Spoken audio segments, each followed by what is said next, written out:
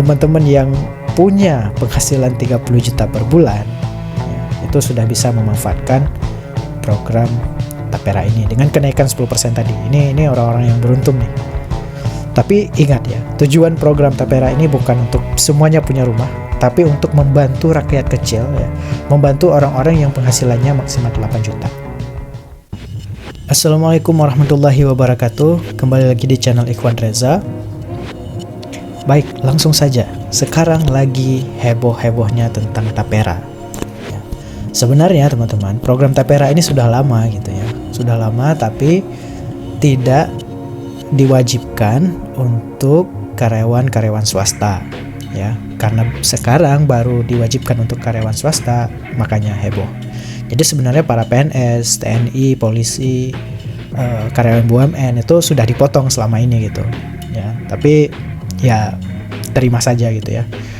Nah, momen lagi heboh ini ayo kita gunakan untuk kembali kita coba melihat lebih dalam lagi apa sih itu Tapera gitu ya. Termasuk buat teman-teman yang di BUMN, TNI, Polri mungkin selama ini sebenarnya tidak terlalu tahu gitu ya. Maka ini momen kita untuk sama-sama untuk belajar dan mencari tahu apa sih itu program Tapera ya teman-teman. Nah, spesial di video kali ini saya sudah membuat modeling untuk program Tapera ini dan kita akan mencoba menjawab pertanyaan harus punya gaji penghasilan berapa agar bisa punya rumah. Sebelum melanjutkan, jangan lupa komen, like, dan subscribe video ini. Kalau ada pertanyaan silahkan tanyakan di kolom komentar di bawah, dan jika ada kesalahan dalam penyampaian informasi dari saya silahkan dikoreksi karena kita sama-sama belajar. Disclaimer dulu bahwa saya di sini bukan ingin membela pemerintah atau pihak manapun. Jadi di sini murni hanya untuk belajar. Saya sangat memahami kegalauan atau kekhawatiran teman-teman semua gitu ya di luar sana, bahwa ada kekhawatiran terkait pengelolaannya lah ya, pemanfaatan dananya dan sebagainya.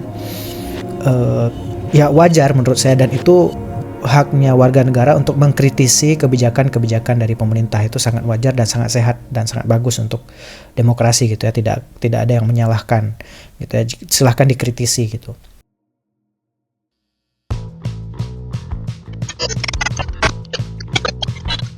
Jadi teman-teman, yang perlu dipahami yang pertama adalah Tapera itu dananya itu memang akan diinvestasikan agar tumbuh gitu ya.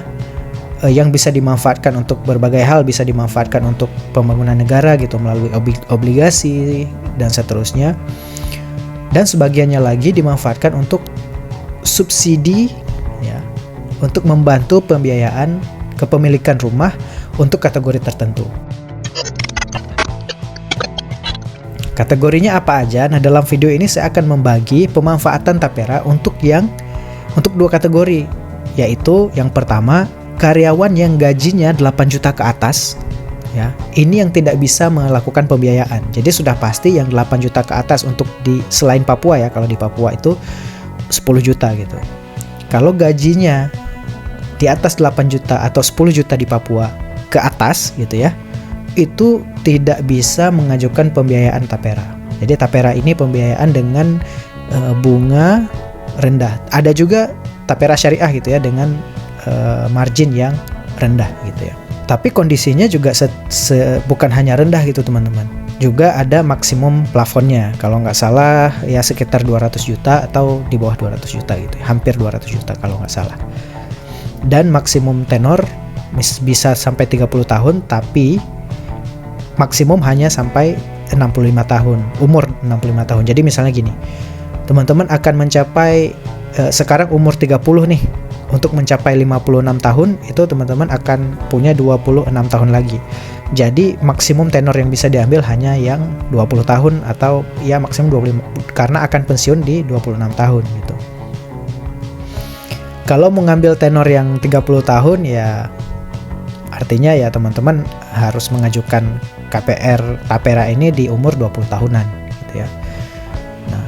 Selain itu ada produk lain juga gitu ya, kayak bangun rumah, sudah punya tanah mau bangun rumah, itu juga hampir 200 juta atau sekitar 200 jutaan, bunga rendah, dan penghasilannya juga sama, 8 juta atau 10 juta ke atas. Jadi ini kategori pertama ya, penghasilan 8 juta ke atas. Dan kategori kedua yaitu 8 juta ke bawah. Nah, semua produk-produk Tapera yang saya sampaikan tadi, mulai dari KPR, ya, KRR, KBR, ini berlaku untuk yang 8 juta ke bawah, ya, yang bisa memanfaatkan. Jadi karyawan yang punya penghasilan maksimal 8 juta atau 10 juta di Papua, ya teman-teman, itu punya privilege untuk bisa mengajukan pembiayaan kredit kepemilikan rumah, bangun rumah, dan seterusnya ini, ya, melalui bank-bank penyalur setelah bergabung selama 12 bulan. Sekarang gimana buat teman-teman yang sudah punya penghasilan 8 juta ke atas? Apa fungsi Tapera gitu? Untuk yang 8 juta ke atas, fungsi Tapera hanya menabung saja gitu ya.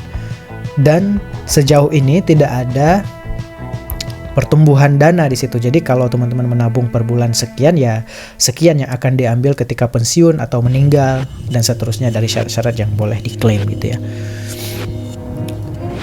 Jadi dana yang masuk Tapera ini teman-teman nggak akan ada kayak return gitu ya, nggak ada pertumbuhan dananya untuk teman-teman gitu.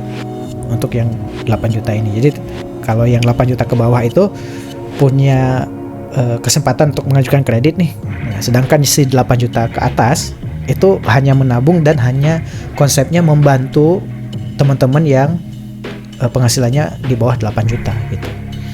Jadi mungkin ini bukan saran ya. Kalau saya pribadi gitu ya, saya pribadi mencoba menerima ini sebagai, ya, semoga dapat pahala gitu ya, bahwa saling membantu saja gitu, seperti bergabung di BPJS juga gitu ya, saling membantu. Nah, di sini saya sudah membuat modeling. Yang pertama, di sini ada porsi perusahaan gitu ya, yang akan memasukkan 0,5% dan porsi personal itu di angka 2,5%. Kemudian ada rate gaji gitu, rate kenaikan gaji. Jadi selama ini kan yang berkembang di sosial media, oke, gajinya 5 juta dipotong 3%, lalu dikali 12 dikali sekian puluh tahun. Tidak seperti itu teman-teman, bahwa kita punya potensi kenaikan gaji gitu ya, dan itu akan berubah terus. Oleh karena itu saya bikin modelingnya agar teman-teman bisa lebih mudah melihat secara grafis. Nah, yang pertama itu rate kenaikan gaji. Saya di sini mencoba memasang 10% ya. 10% kenaikan gaji. Kenapa rata-rata 10%? Sebenarnya di Indonesia itu rata-rata sekitar 5, 6%, 7% per tahun. Tetapi jangan lupa akan ada potensi untuk promosi juga nih buat teman-teman, terutama yang swasta ya. Untuk yang kalangan 8 juta ke atas ini, kenapa 10%? Karena untuk mencoba mewakili yang promosi tadi, karena bisa naiknya bisa ratusan persen sebenarnya kalau promosi. Tapi ini kita coba batasi di 10%. Nah, gaji di sini gaji per tahun ya. Inisial gajinya adalah gaji pertama itu 100 juta per tahun nih. Berarti per bulannya 9 jutaan ya. Nah, ini gaji akan terus meningkat teman-teman ya, sepanjang tahun. Kita coba lihat grafiknya. Dari awalnya gaji 100 juta per tahun. Nah, jadi di tahun kedua seseorang itu akan punya 121 juta. Kita bisa cek tabel juga ya di sini. Ini menggunakan sistem Dynamics, menggunakan software Vensim. Ya, akan naik terus nih teman-teman, sampai bahkan dia bisa punya miliaran per tahun nanti kalau konsisten naik 10% per tahun gitu ya. Dari gaji ini ya, ini gaji masuk per bulan dikali dengan rate kenaikan gaji. Lalu si tabungan masuk ke tabungan Taperanya nih. Nah, Taperanya akan masuk berapa? Kita coba lihat. Di tahun pertama 3 juta gitu ya. Akan naik terus gitu ya. Akan naik sampai tahun ke-36 lalu diambil gitu ya. Makanya jadi 0, akan turun gitu ya setelah tahun 36. Ini simulasi modeling sistem Dynamics-nya. Gimana kalau gajinya kita ganti ya? Coba kita ganti gajinya jadi, kalau katakanlah di tahun bergabung itu 5 juta ya UMR ya, 5 juta per bulan, berarti per tahunnya adalah 60 juta. 60. Nah, untuk gaji yang tahun pertamanya 60 juta, itu saat mau pensiun, kalau konsisten naik 10% ya, tapi kan tidak seperti itu. Banyak sekali yang tidak beruntung teman-teman, tidak seberuntung yang punya akses promosi gitu ya, yang punya akses promosi sehingga rata-rata kenaikannya bisa 10% naikkan gajinya. Banyak sekali yang di bawah itu. Atau kenaikannya coba kita ganti.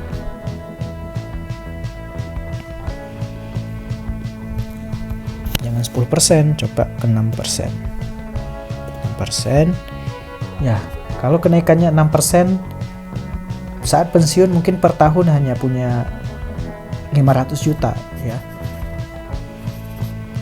Kenaikan 6% dari saat umur 20, karena ini 36 tahun, 56 kurang 36 sama dengan 20 ya. Saat umur 20 tahun udah harus kerja dan punya gaji minimal 5 juta, bergabung Tapera, artinya dia bisa punya tabungan Taperanya adalah di sekitar 13 juta teman-teman.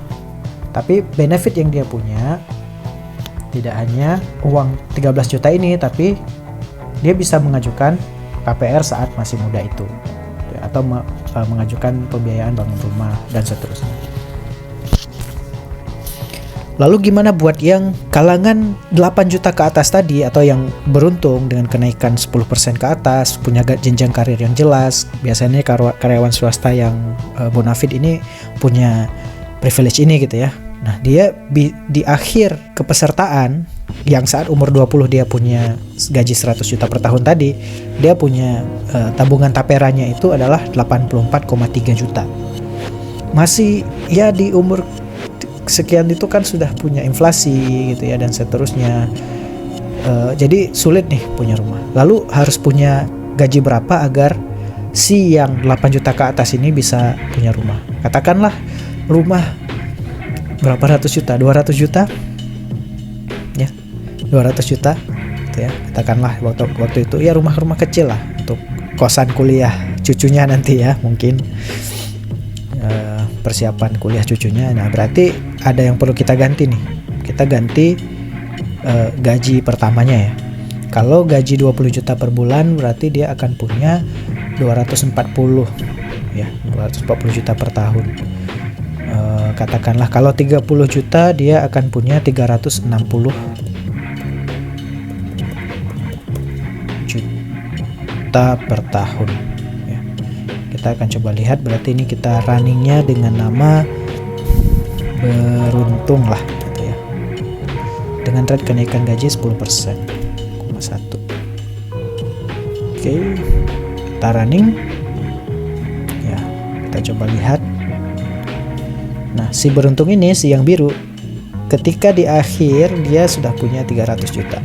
Teman-teman yang punya penghasilan 30 juta per bulan itu sudah bisa memanfaatkan program Tapera ini dengan kenaikan 10% tadi. Ini orang-orang yang beruntung nih. Tapi ingat ya, tujuan program Tapera ini bukan untuk semuanya punya rumah, tapi untuk membantu rakyat kecil ya, membantu orang-orang yang penghasilannya maksimal 8 juta. Ya, membantu mereka untuk punya pembiayaan dengan kredit atau margin yang rendah melalui Tapera Syariah tadi.